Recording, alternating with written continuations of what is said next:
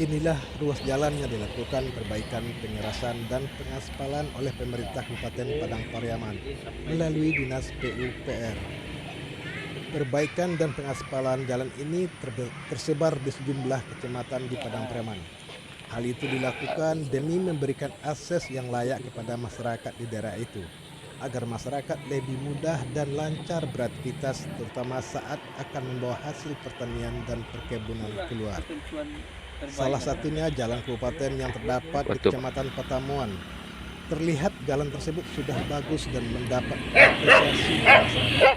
Pasalnya, jalan tersebut sebelumnya rusak parah, sehingga mengganggu akses masyarakat. Oh, enggak, Pak.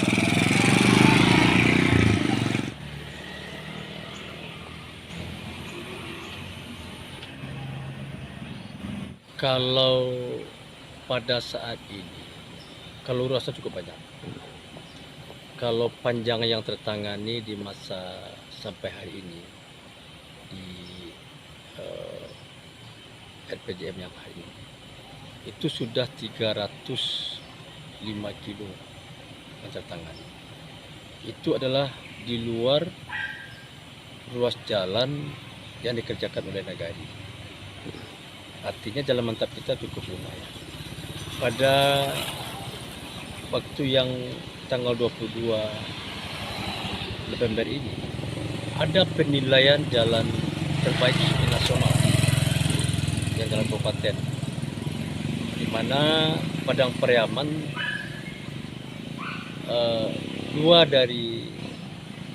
satu dari dua kabupaten yang terbaik di Sumatera dan Kalimantan. Artinya apa?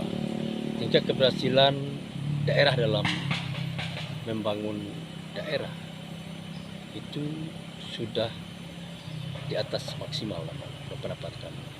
Karena bagaimanapun jalan ini merupakan akses untuk meningkatkan ekonomi masyarakat.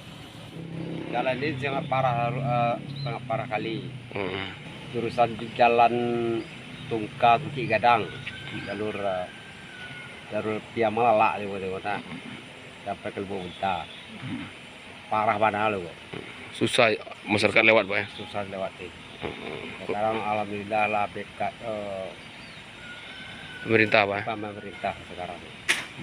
Jadi sekarang ini semua karet, kulit manis, durian, hasil dari bumi di daerah Bukit Gadang lah. Alhamdulillah sudah lancar sekarang. Dibawa kemari keluar, Pak ya. Bawa ke keluar.